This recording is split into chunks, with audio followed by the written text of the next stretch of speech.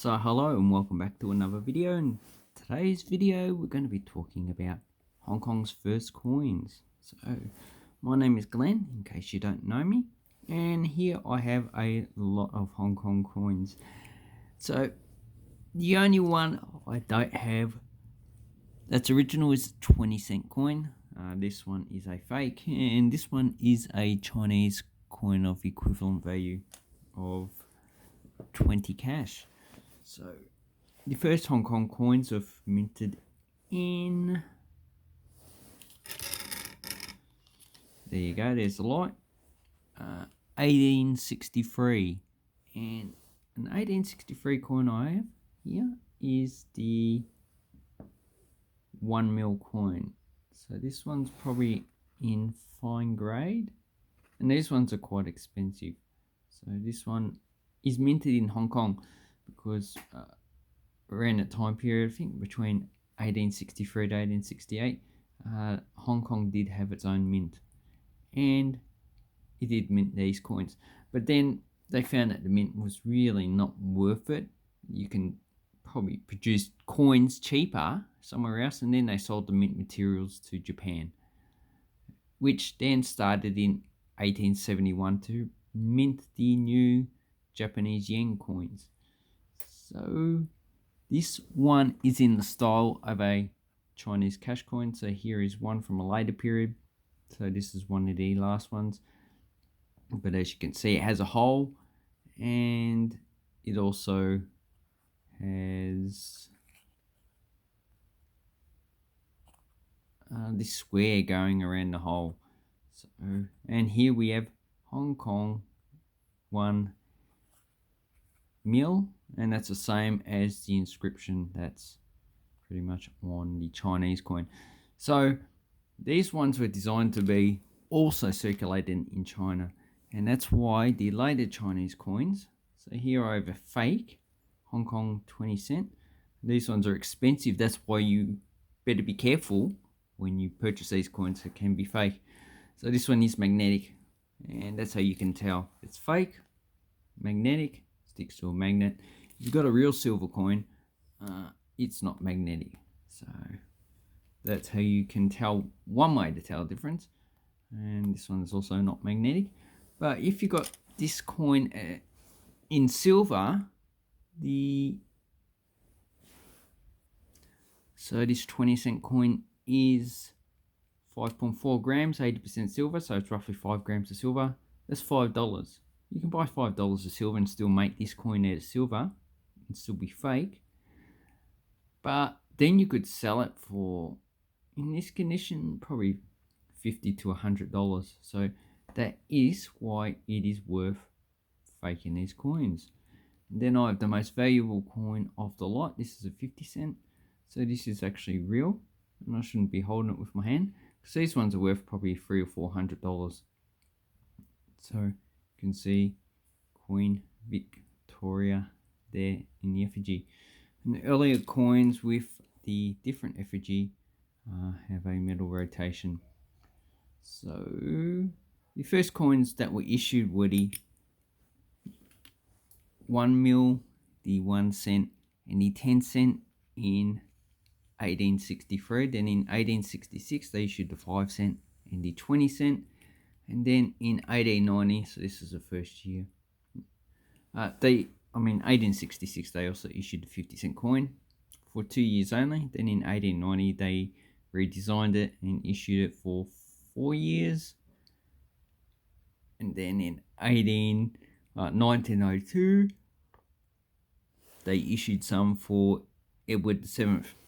And the 20 cent and 50 cent pretty much stopped being minted in 1902, and a lot of them flowed back into Hong Kong. So these are all silver coins. They are 80% silver, and they're basically valued on the Spanish real, which circulate in the Philippines. So the Philippines is the closest country, but also it pretty much was in circulation all through the Americas. And these coins are, they're not really too cheap. So the 5 cent is about 1.35 grams. The 10 cent is about 2.7, so double that. So 2.7, so this one should be about 5.4, which it is. And then we got 5.4, 5.4, which is 11.7 and 2.7. So you got 11 point, this is where my maths fails me.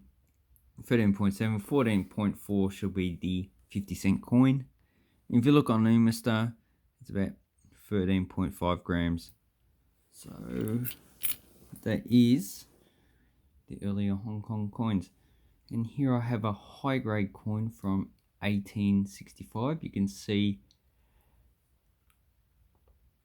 I would say VF condition, but you have on the U, which is broken, and also you can get doubling on these coins as well.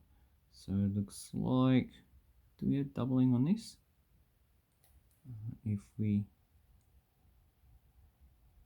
No, it doesn't look like doubling. If you look at the U, you can see it's broken, so that's an error coin. And you can look at the detail of the crown. So the crown and the hair is what I use to actually give me a grade. So I'll probably VF condition for this coin. It's got a lot of wear on the hair and also on the high points of the crown. And the dress as well, if you want to. And this one's 1865. So at the start, the mintage of these coins is quite small. So the mintage of this one is only 1 million, and it would be harder to get in higher grade because there were no mint sets. And it looks like lots of crap in between. There were no mint sets, so these would have just gone into circulation. These 1 mil coin have a mintage, I don't know, 10, 20 million, 40 million. But these ones you're probably paying, in this condition, probably at least $50. This coin in this condition, also about $50. The 5 cents, it's got a few 5 cents, you're probably paying about $10 per coin. This one is in pretty good condition, has die crack going around there, just a small one. It's a little bit, looks like a die fill roughly. And on the back, you can see the crown. So this is VF condition. It's in pretty good. And if we look at another few 5 cent coins, so the 1890s is when they produce a lot, like a few million coins per year. And when China actually banned these coins, a lot of these flowed in to Hong Kong. So that's why they didn't pretty much produce any coins from 1985 to roughly, 1935. They did produce a few, but not too many, because there's too many coins in circulation. The population of Hong Kong back in the 1860s was only about 100,000. 1870, 120,000. So really, you got 1 million coins. That's enough to satisfy for a few years. Then in 1901, there's only 368,000. So they produce a hell of a lot of coins, more than they would have needed in circulation at the time. So if we look at the mintages of 1897, you're talking about 4 million coins. So 4 million coins for a population of 300,000, it's probably too much. And 1876 had a mintage of 480,000. So these are the coins you want to get in high grade. This one has a mintage of about 10% of the 1897. So the 70s and the 60s and the early 80s you want to get, because they're the lower minted coins. And then we have the 10 cent coin. So it's a big one. So these ones cost about $10 to $20. So 1898. And I like it because there's Hong Kong at the top and down the bottom. Then you got 1. So this stroke here is 1. Yeah, ho. So 1 ho. This is 5 fen. So in Chinese, it's man. 1 man equals 10 ho. 1 ho equals 10 fen or sin. So that's basically how it's broken down into tens. And this one has upside down. This is probably like fine grade, but also a high mint coin. The 10-cent was the more popular of the lot. If you look at some other coins I got, so here is a 1865. So this one's in better condition, VF condition. So this one's probably cost about $100 in that grade, but I got it like quite a few years ago. Then we have an 1876 in pretty low grade. Here, yeah, probably fine. Very good to find. 1901. And that's also probably VF condition. And here I have a 1924. So this is a higher grade coin. That damage there is just the actual plastic. And this one's probably in almost uncirculated. So in this grade, for this condition, probably about $50 to $100. Still has a lot of mint luster, so you can see the shiny bronze color coming through. So that's the actual most valuable, well, probably not the most valuable, but the highest quality coin I have. And these ones, the 5 and 10 cent, are quite hard to get in higher grades. So you're paying about, yeah, as I said, $10 to $20 for a 10-cent coin in this grade. If you want uncirculated, then you're going to be paying through the roof pretty much.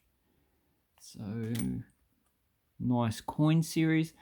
So these are all circulated up until 1942 when the Japanese took over Hong Kong. These coins are all pretty much taken back. A lot of them would have been melted for their silver value, and the Japanese issued their own currency just in paper. And if you look at this one, it's been cleaned, so it's been quite cleaned, but it does have a cud up here, large cud there. And if we look at the other coin I got, you see that? It's not a cud, haha. So I just looked at that. And if we look at the third one, yeah. So that people actually think that that is a cud, but it isn't. It's part of the crown.